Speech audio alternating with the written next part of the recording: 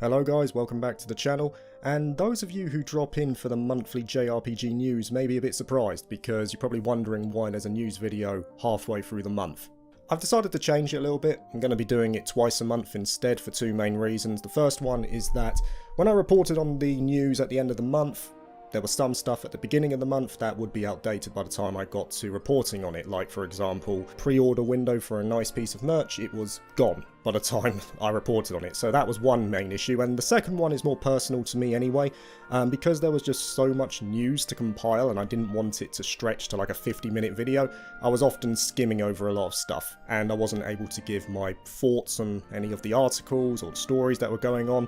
And to be honest, that just wasn't fun for me. So I've decided to change it around. It's going to be twice a month. The structure is going to remain the same, so it's going to be the Falcom news first, then the merch, then the dev updates, and then the upcoming releases, so that's going to remain. Plus the links are still going to be there as well in the description and the pinned comments. I'll go into those a bit later on. So hopefully you guys will like this change. For the time being, it will be 2 news videos per month starting from now. So let's get started on the news itself then, and we'll start with the Falcom news. Only development updates this time around, but some very interesting ones to say the least. First of all, fan translation for Akatsuki no Kiseki. So Akatsuki no Kiseki was a browser game launched back in 2016 if memory serves, and it was a non-canon game. It never released in the West, but a lot of people did like it. They liked it because it was a window into the Principality of Remasteria, which is an area in Zemuria that we didn't really know too much about. We've seen characters from Remasteria, but we've never actually been to the land itself from what I recall. And Akatsuki no Kiseki, even though there were a lot of people that did like it, well, those who got to play it at least, it shut down. It shut down because it made way for the awful Northern War mobile title, which is meme-worthy. Everything that's come out of the Northern War has been pretty damn terrible. The anime was bad, the game is bad. So yeah, I think that one needs to be scrubbed under the rug and forgotten. In the case of Akatsuki no Kiseki though, it did shut down in 2024. And fans took it upon themselves to basically take the reins, so to speak. They've named it Trails at Sunrise, which is the official name of Akatsuki no Kiseki. That was mentioned in Trails into Reverie, I believe, in one of the mini-games, Who Wants to Be a Millionaire, I believe it is. So the official name is Trails at Sunrise. That is canon now, and they've carried over that title, and they have translated the prologue of the game, and they also have a dedicated YouTube channel to it now as well, so you can keep up to date with all of the other stuff that I imagine they're going to be doing all the other stuff as well, like the added chapters and all that kind of stuff. So it is worth checking out. Very good. I love, you know, fan translations and all this kind of stuff. I've got huge respect for people who do fan translations because they allow us to play games that otherwise we probably never would been able to, and they do it out of love for the series as well. So yeah, definitely keep an eye on that. Link in the description for their YouTube channel, so keep an eye on it. Prologue is open to check out if you really want to, and if in some mad situation in 2025 you don't get your Trails fixed, despite there being, what, 3 games coming out, and then, well, 4 if you include East via Sora no Kiseki or Trails in the Sky. If those 4 games aren't enough for you, then you've got Trails at Sunrise as well, so that's pretty impressive. Next up is Trails in the Sky First Chapter, and we finally have, well, at least for Europe, because we had nothing for ages, but we finally have a pre-order window for Trails in the Sky First Chapter. It's going to be going up on June the 17th, and pre-orders are also going to be going up for the limited edition. It's known as the Bracer Box. So basically you have the Bracer Box, which is $180, and then you also have a separate Steelbook edition, which is $80, and then finally you have the standard edition, which is PS5 and Nintendo Switch as well. And the Bracer edition is pretty cool, so you're basically going to be getting the collector's box, obviously, the sleeve that goes with it. You get a wooden music box for the Whereabouts of Light, you get the art book, you get a Bracer Guild notebook, you get the mini soundtrack, a cloth map, and some DLC as well, also celebratory launch DLC. There's also going to be a season pass for it as well. Now, for those who are worried about ordering the limited edition and not having it on release day, you don't need to worry about that, because apparently Gung Ho and Clear River Games, so Gung Ho are doing it for America, Clear River Games are doing it for Europe, they're going to be sending out the game separately, so it is going to be available for launch day on September the 19th, so you can just play it straight away. The limited edition is going to be shipped out from about mid-November to mid-December, so yeah, apparently you don't need to worry about that, but again, I know that people have concessions with limited run games. They have concessions with the fact that in the past they have made a cock-up with some of this stuff, so we'll have to see if they actually follow through on that. But the limited edition does look pretty good. I personally will probably be sticking with the Pinbox version that we talked about a month ago or something like that. But this is pretty cool, and it's good that we finally have those pre-order windows open. Like I say, June the 17th. If you're in America, you order it from Gung Ho. If you're in Europe, you order it from Clear River Games. And that's good to see, to be honest, because Clear River Games did say that they were going to have a big announcement for Trails in the Sky First Chapter on June the 3rd, and it got delayed. I imagine they delayed it because they wanted to make sure that it coincided with Gung Ho's announcements as well, so that's probably why they've done so. But it looked good. It does look good. So, yeah. If you want your collector's edition, there it is. And we're not done with Sky First Chapter, because there was a video that popped up on my feed back on about the 8th of June or something like that, concerning Sky First Chapter. And it was done by a smaller YouTuber. The guy is called Ben Key, and it's a very good video, to be honest. A very good video. The guy deserves way more subscribers than he has, and I would strongly suggest you check this guy out. I'm going to put the link in the description as well. Like, the way he talks, the prose, the flow, the amount of detail he goes into, his obvious knowledge, and his editing as well. The guy is very good, so I would strongly suggest checking this out. As for the content of the video we're talking about here, it is titled Gung Ho is Making a Mistake, and he goes into the realization, or the fact, that Sky First Chapter is going to be one of the only Trails games, or one of the only Falcom games, that is not on GOG. Now, the main draw of GOG as a digital storefront is that many of the games on there are DRM free. So in terms of accessibility, it means you don't need an internet connection, in theory, to download the game. And the issues surrounding DRM in terms of performance are well documented as well, like longer loading times, frame stutters, all this kind of stuff. You know, DRM encroaches onto the experience of a game. So a lot of people don't like it involved in the games, they don't want it, you know, on the game, and GOG supposedly provides that option. So then, we need to ask ourselves why? Why is that happening in the first place? Now, like I say, the video is very good, but there was one issue that I think was overlooked, and I'm sure that a few of you have probably already figured it out anyway, but let's go through it. What is the main difference between the PC port of Trails in the Sky First Chapter and the PC port of nearly every other modern Falcom game that has come out in like the past 6 years? What is the one key difference? I'm sure some of you know what it is, but all those other games were done by a third party, either Xseed or PH3 Games and Durante. Trails in the Sky First Chapter is the only exception because it's being done by Neon Falcom in-house. So when the source code was given over to these third parties like PH3 Games, they were able to tailor it to each of the different storefronts, because GOG does need its own build to adhere to the storefront, so to speak. So I'm not a tech expert or anything like that, but the idea here is that there is expertise involved. There is a level of expertise that needs to be adhered to. And Falcom, there's three main issues for Falcom, I think, in regards to this. First of all, they don't really have much time to do anything else. They are right in the middle of enacting this long-term plan of doing 2 new games every year. 2025 is meant to be their pilot year. They've done East 10 Proud Nordics, and they're going to be following that up with Trails in the Sky First Chapter. 2026 is going to be likely the Tokyo Xanadu sequel and a new Trails game, and then 2027 onwards, who knows. But the long-term plan for them is to increase their output, increase it to 2 games per year rather than 1 release per year. That's the first issue. The second one is that they are understaffed, quite simply. I mean, what is it, 65 to 70 employees? Compare that to somewhere like Monolith Soft, which has over 300 by now. You know, a bit different in terms of manpower, so that's another side of it. And third, the biggest issue for me in regards to why it's not coming to GOG. When was the last time that Neon Falcom did an in-house PC port? It must be like 15 years. It must be. And this is the thing, they don't have the expertise at the level of PH3 Games. I'd say they don't even have the expertise at the same level of CLE, who do the Asian ports. And the CLE ports, the Cloud Leopard Entertainment ports, range from poor to serviceable. The PH3 ones are the gold standard. Falcom, I believe, in terms of expertise, in terms of their know-how, is even below CLE. And I'd say that's the main reason why it's not coming to GOG. They don't have the time, nor do they have the know-how to even do it. So that is an issue in regards to that. And I'm sure that people will look at that. They'll look at why it's not on GOG, and they'll look to gung-ho. For me, this is not a gung-ho issue. This is a Falcom issue. I think Falcom are the main issue here in terms of that game not coming to the GOG storefront. So, you know, even if you went to gung-ho, I can't see them being able to have any sway in terms of whether it comes to GOG or not.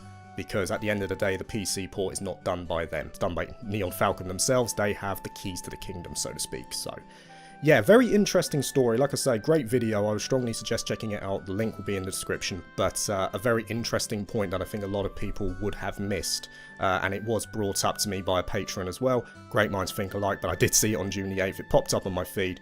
And my patron also reminded me of it as well. So thank you to them for also keeping an eye out. But very interesting story. Great video. Check it out. Okay, on to the merch roundup now. Only two things really that took my eye this month.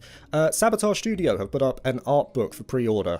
It's going to be releasing in February 2026 for £15 for Throws of the Watchmaker. Now, Throws of the Watchmaker is the free DLC update, the final stretch goal of Sea of Stars.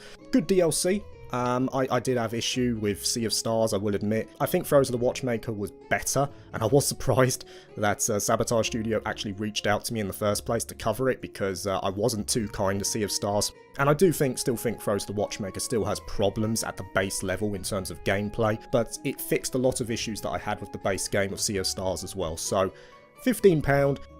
I imagine it's the last thing that's going to be happening with Sea of Stars. I think Sabotage Studio will be moving on to newer projects now, but very cool to round out Sea of Stars as a project. £15 is not that much. February 2026, if you liked what Sea of Stars had to offer, this could be one more item for your collection if you really want it, but cool. And then finally Square Enix.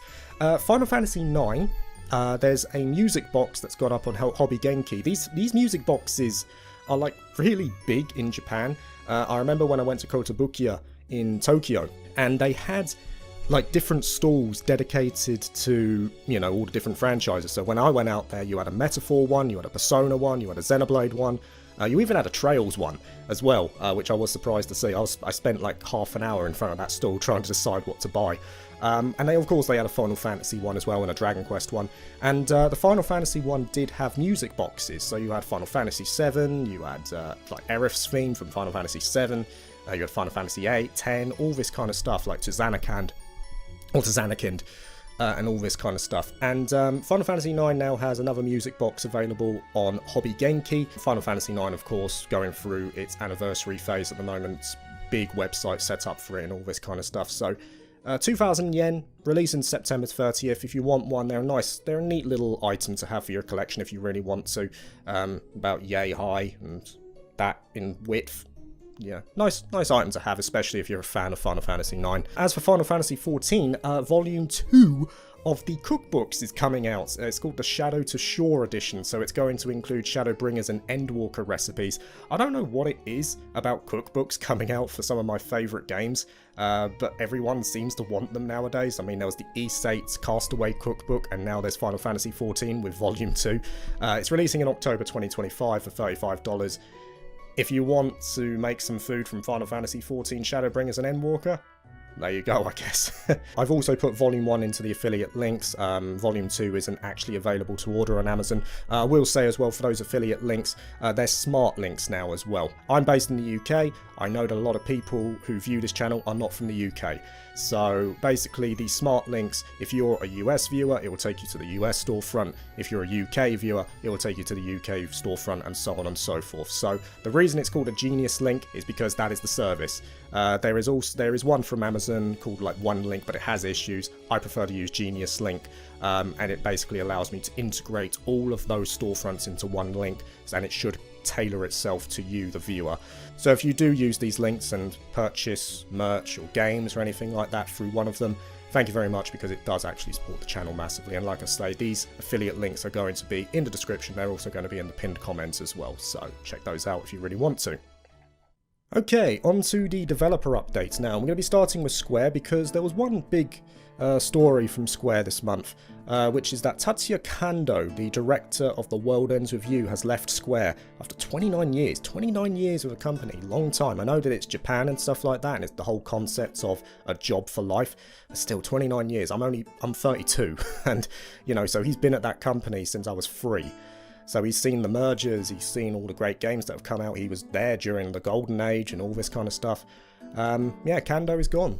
World Ends With You, probably going to be put on the shelf now, because he was one of the champions that kept it going. He was one of the main reasons why we got Neo, The World Ends With You. And that is a shame, because The World Ends With You was a very unique game from Square. A very good one as well, especially the original on DS. And I liked Neo, The World Ends With You as well, so yeah, I don't see us getting much of that in the future with him gone. But thank you for all his work over the years.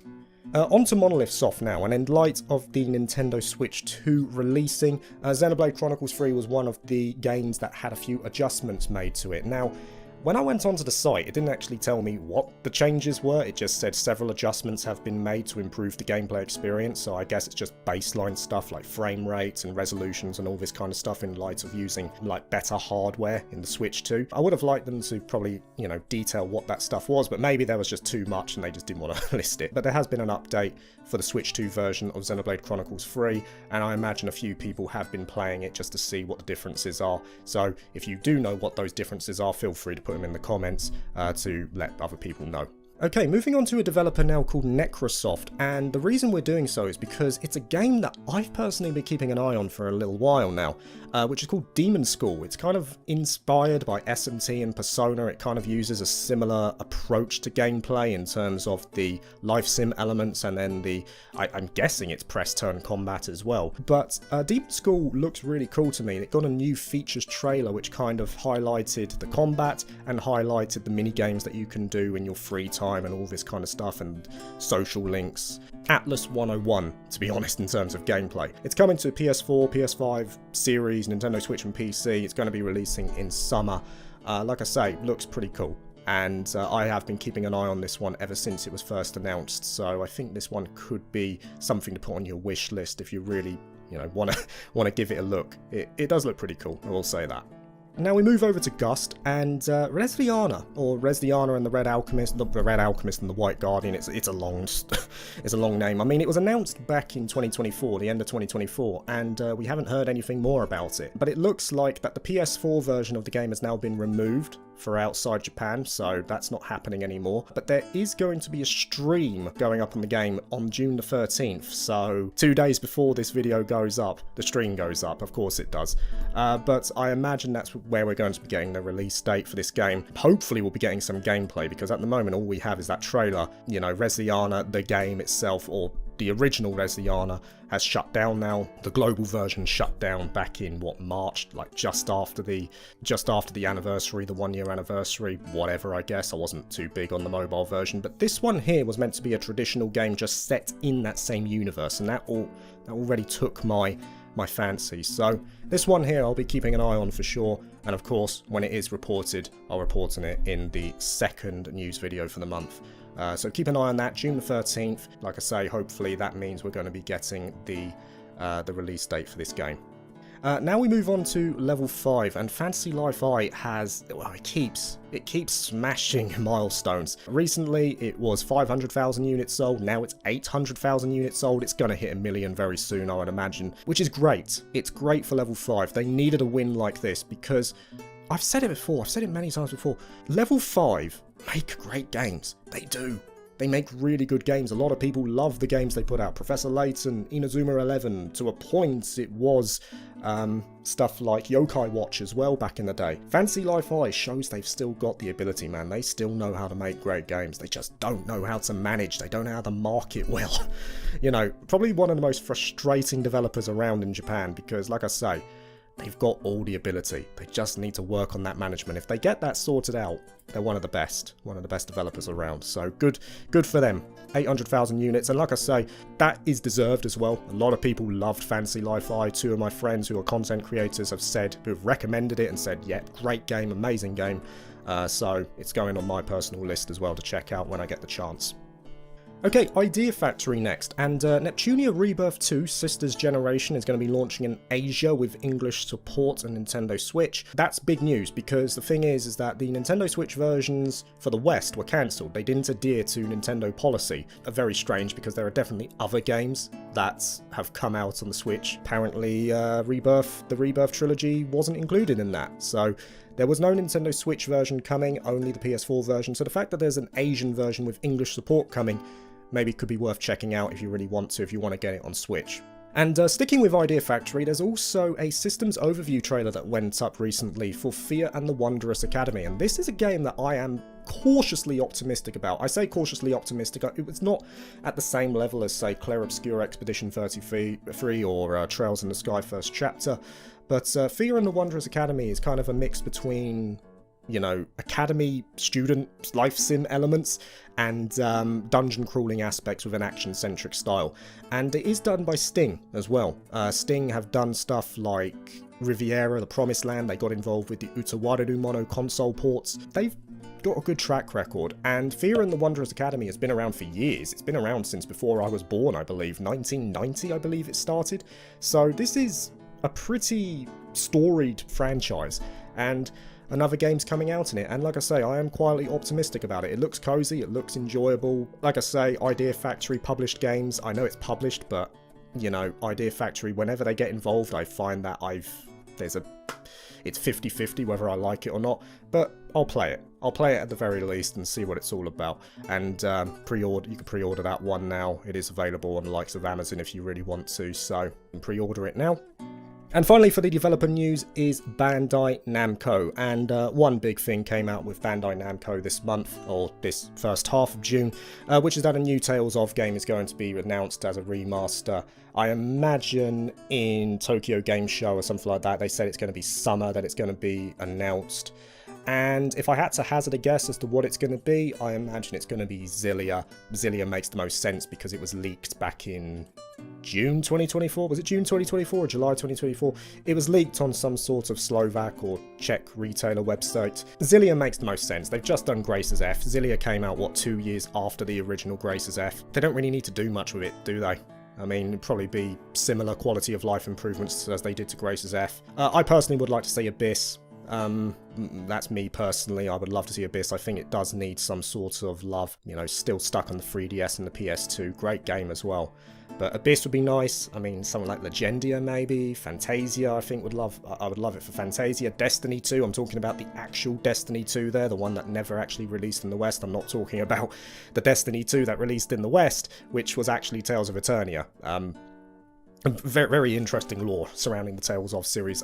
Hearts would be great. Innocence would be great. Like I say, I expect Xillia to come out next. Once they've done Xillia, I would love them to focus on the games that never actually came west, if possible. You know, give a bit more love to those ones, because Tales of is, you know, well known in the JRPG sphere. A lot of people love this series, and I think it's just a win for Bandai Namco to focus on those games that never released in the West. You know, Destiny 2 and all that kind of stuff. There's loads they can work with, so yeah, we'll see what happens with that one. But like I say, summer, I think that's going to be Tokyo Game Show. They've announced that another remaster is coming, but, you know, we'll see what happens. Alright then, and we'll be ending it with the upcoming releases, and there's a lot of them here, so, like, you know, if I don't go into too much depth with them, it's because either I'm not that interested in it, or it's something that I don't know that much about, so, you know, whatever. So the first thing we got here is Dungeon RPG Class of Heroes 1, 2 and 3 Remastered Collection. It's releasing on PS5 and Nintendo Switch for Japan only on September the 18th, but Class of Heroes Remastered 3 is coming to PS5, Nintendo Switch and PC on the same day for the West. So that means that Class of Heroes 1, 2 and 3 are all available for the West, but the collection altogether is only going to be for Japan, which, you know, is what it is. I don't know too much about the Class of Heroes series, so if you like that series, there you go. And then Action RPG East 10 Proud Nordics, releasing Nintendo Switch 2 and PC for Asia only. That's August 21st. Proud Nordics, of course, the enhanced re-release of East 10 Nordics. Think of that what you will. At the end of the day, I think the game has still been out for about 2 years before this one came out, so in the eyes of Falcom, it probably made sense, but I imagine this one will come west as well, and I probably will play it too, because it's East 10 Nordics, and I loved East 10 Nordics. It was my favourite game of 2024, so yeah, there it is. SRPG Table Tactics, it's coming to all modern platforms except for Nintendo Switch 2, no release date was given for that one. An SRPG called Never's End is coming to PS5 and PC, also with no release date. An action RPG called Anima, Gates of Memories 1 and 2 Remastered. That one's coming to PS5, Xbox Series, Nintendo Switch 2 and PC in Q4 2025. The Switch 2 version is going to be in 2026. There's a turn-based RPG called Wonder Stars, releasing Nintendo Switch and PC for August the 1st. This one looks pretty interesting, to be honest. It's obviously anime-inspired, stuff like Sailor Moon and Dragon Ball and all this kind of stuff. I mean, this looks Dragon Ball. It looks fantastic, and the narrator as well, obviously not taking itself too seriously. That's DBZ-esque. It looks interesting, it does look interesting, and it does seem to combine some mechanics from something like the Saga franchise, where you're basically combining moves or words to make new moves. It's a pretty cool concept, so yeah, I think this one could be worth keeping an eye on. There's an adventure RPG, a turn-based RPG it seems, called Sea Remnants, releasing on PS5, PC and mobile in 2026. It looks to be turn-based. There was a very, very small snippet of what looked to be a turn-based style of gameplay. The only thing that's holding me back for this one is the art style. I'm not really too big on the whole polygonal look. It just looks a bit weird to me. It kind of reminds me of something like Coraline, and Coraline was a bit creepy to me. So yeah, I think I'm going to be keeping away from that one potentially. But, you know, looks interesting if you're into that kind of stuff. The next one, though, I am interested in. It's apparently a turn-based RPG. It's called Stray Children, and it was announced back in September 2023. It came to Japan only at first, but now it's coming to the West on Nintendo Switch and PC for 2025. And this one is one that I wanted to keep an eye on. I was hoping would come West eventually, and sure enough, it has now. I just like the look of it. I really do. I like the concept of it as well. The idea apparently is that you're going to be doing turn-based battles with these oddball oders, where you can choose to fearlessly fight or use your words as weapons, landing a crushing blow with just a well-worded whisper. So a bit of a strange game. It's giving me Mother vibes and stuff like that. Bloomtown vibes as well. Yeah, I think it looks quite interesting, to be honest. So I think I'm definitely going to be picking this one up when it comes out. Don't think it said anything more about when in 2025 it's going to be released, but yeah, this looks really good. I love the art style as well. I have to say that. I love the art style. Very cool. Next is the turn-based indie game, Quartet. That's going to be releasing on PS4, PS5, Nintendo Switch and PC in late 2025. That's coming from the same developers as Shadows of Adam. Shadows of Adam was an enjoyable turn-based game. About a solid 7 out of 10 for me. A lot of people are looking forward to Quartet though, and I must say the trailer looks very good. This was on, I saw this, I was reminded of it on IndieQuest from Taylor at the Gaming Shelf. Very interesting looking game. Like I say, a lot of people who are into JRPGs are looking forward to this one, so maybe mark that one on your calendar. Next up is a turn-based game called Infinite Alliance. It's once again an indie title, and this was an exclusive premiere on IndieQuest from Taylor at the Gaming Shelf, and it looked great. It looked like a combination of characters from other indie games. So you've got the main character of Jack Move, you've got the main character of Chained Echoes. Like, they're all coming together for an all-stars event, and that looks really cool to me. So to be honest, I'm probably going to buy that one. Apparently it's going to be coming out in 2026. It's free as well. So if it's free, then, you know, why not? Why not? We'll check that one out. That looked really cool to me, especially if you're in the indie scene and you've played games like Jack Move or Chained Echoes. You know, you're going to be seeing the characters returning in this one. So yeah, cool. Very neat idea. Next up is an action RPG, the 7 Deadly Sins Origin, releasing on PS5, PC and mobile for 2025. I've never watched the 7 Deadly Sins, so probably not one I'll be getting involved in anytime soon. Action RPG, Neptunia Game Maker R Revolution, the spin-off title, releasing on PC in 2025. It's already on PS4, PS5, Nintendo Series, Xbox Series and Nintendo Switch. It's Neptunia. I don't really get involved with Neptunia anyway, especially the spin-offs, so that is what it is. But next up, an action RPG, and this one I was interested in, and I know that it's not really a JRPG, well, it's not your typical JRPG experience, but it is one that I had a lot of fun with when it first came out. It's more a Souls-like than anything else. Code Vein 2 got announced for PS5, Xbox Series, PC, and 2026 release date. The only thing that held me back with Code Vein 2, I don't know if it was just me, the art style didn't look right to me. Code Vein had a really gritty but satisfying art style that melded with the world as well. This one just didn't look right to me. It looked a bit rough around the edges, so I hope that we'll see a bit more gameplay about it and see what it's really about, because I don't think that was a great showing of what it truly was capable of. But yeah, Code Vein 2, I probably will be playing that one as well, because I do like some Souls-likes. Well, I like Souls games, and then there's the odd Souls-like that I will play, like Code Vein, like Liza P. Yeah, this one will go onto my list for sure. Next up, these ones came from the Xbox Showcase. This was Final Fantasy VII Intergrade and Final Fantasy XVI. It's now on Xbox Series. Well, Final Fantasy XVI is now available on Xbox Series. Final Fantasy VII Remake Intergrade is coming to the platform in winter, along with Nintendo Switch 2. So I believe now Xbox Series has all of the Final Fantasy games. Does it have all of the numbered Final Fantasy games? Except for 11. I think 11's the only one that's not on it now, but that's really cool. You know, irrespective of what you think about Final Fantasy 16, I love Final Fantasy 16 myself, but seems to be a real big push between Xbox and Square to, you know, to spread the love a bit for Final Fantasy, so that's only a good thing in my eyes. Action RPG Stranger Than Heaven. So this is RGG Studios' new project. They previously referred to it as Project Century. No platforms, no release date. They only put up a trailer for it, along with the name, like I say, Stranger Than Heaven. Looks interesting. I don't know if it's going to be related to the Yakuza series, if it's going to be a brand new IP. It seems to be an action-centric game, kind of like the older Yakuza games, like Yakuza 0 or Kiwami. And yeah, looks great. Looks like a really cool idea, so I think that's one you should be noting into your book as well.